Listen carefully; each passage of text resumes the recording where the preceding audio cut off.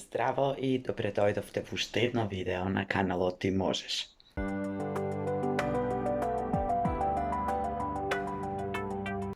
Во ова видео сакам да зборувам за нашето физичко тело, односно за односот со нашето тело. Дали го имаме? Колку сме ние блиски до своето тело? Колку го слушаме што ни зборува? Колку му обрнуваме внимание? Колку го негуваме? Колку го чуваме?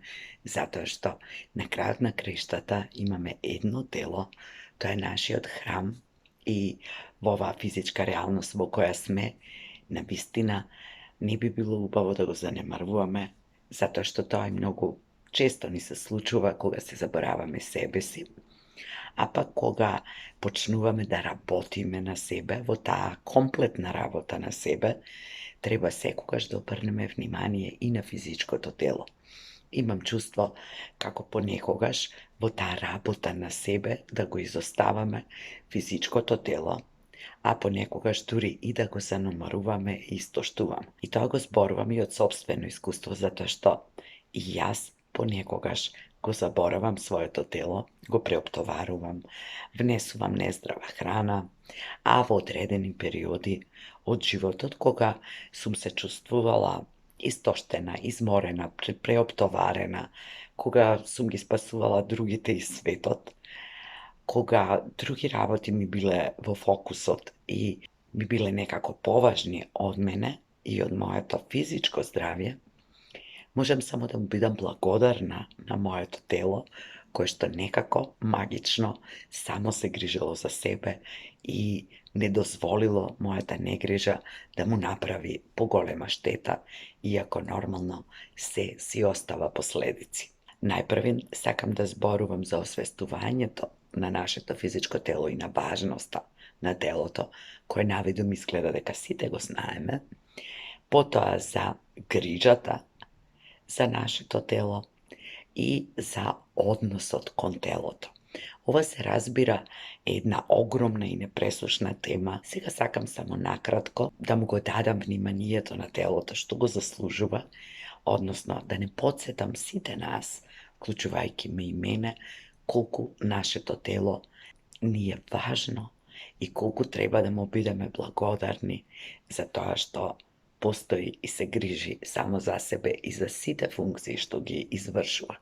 Затоа и на крајот од видеото ќе направиме една кратка вежба за освестување, љубов и благодарност кон нашето тело.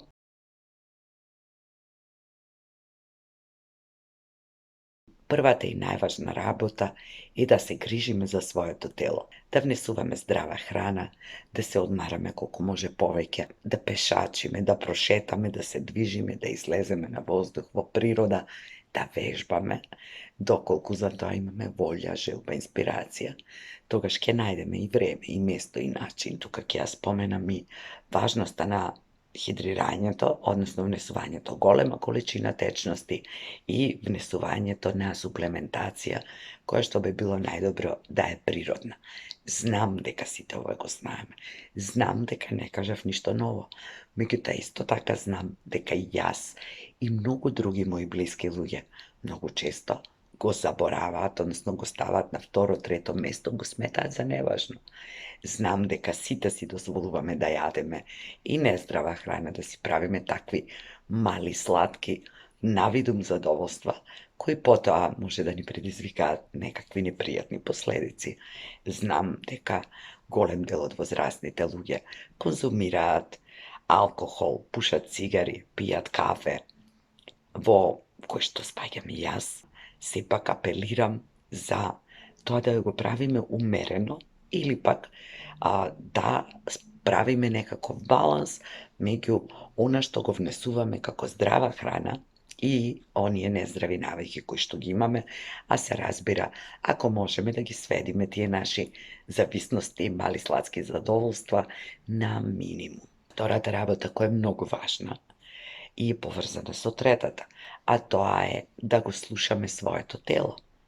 Внимателно да го слушаме своето тело, затоа што од мое и туѓо искуство, телото многу често праќа пораки кои ние ги игнорираме. Заморот, отежнатото движење, задишувањето, главоболките, болките во стомакот, тежината во вратот, тежината во рамената, чувствувањето на малаксалост во телото, болка во мускулите и ред други болки за кои не зборувам само сега во периодов кои се актуелни под влијание на различни вируси и на овој актуелниот, туку зборувам генерално, се секогаш показатели дека нешто не е во ред, дека нешто не правиме како што треба, дека го преоптоваруваме нашето тело, дека не го слушаме, невнимателно се однесуваме со него.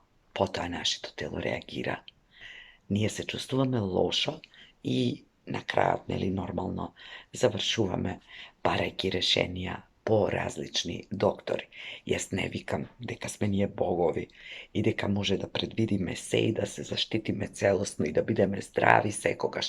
Меѓутоа, дајте да вложиме доволно за да го сочуваме нашето здравје најмногу што можеме. Да можеме утре да си кажеме што и да биде, дека ние сме направиле се што сме знаеле и умееле. Дека сме се посветиле максимално и покрај нашите ситни пороци, грешки и мали сладки задоволства, од друга страна сме го слушале своето тело, неговите потреби и сме правеле онолку колку што сме можеле, знаеле и умееле. Сме се грижеле.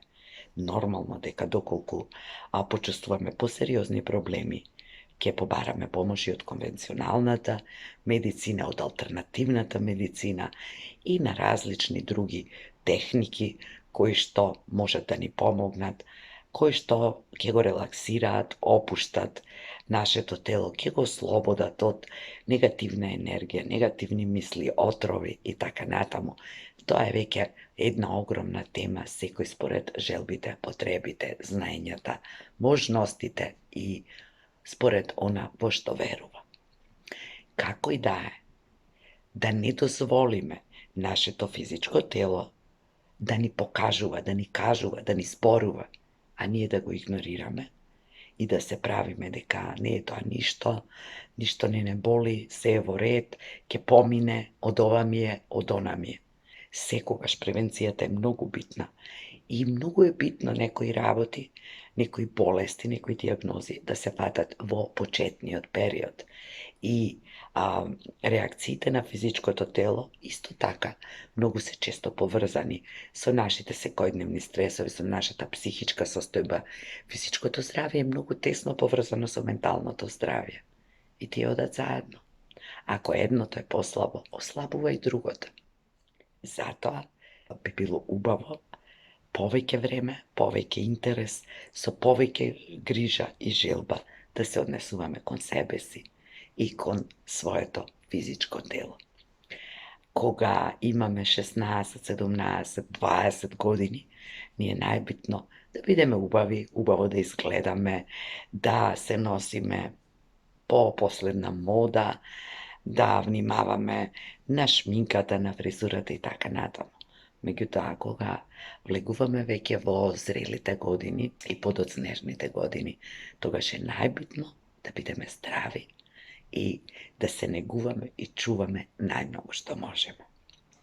Ете, тоа имав да кажам за денес, а сега ќе направиме заедно, доколку сакате, се чувствувате пријатно, една вежба за освестување на своето тело и да му се заблагодариме и да му испратиме љубов затоа што не служи и затоа што ни овозможува секој ден да стекнуваме некои нови искуства заедно со сите наши други тела, односно заедно со нашите ментални, емоционални, духовни и енергетски тела. Благодарам за вниманието и се надевам дека ете, кај некој може би ќе предизвикам едно мало и може би еден витамин повеќе денот, една чаша чај повеќе денот, 10 минути прошетка понекогаш може да направи многу за нашето физичко тело.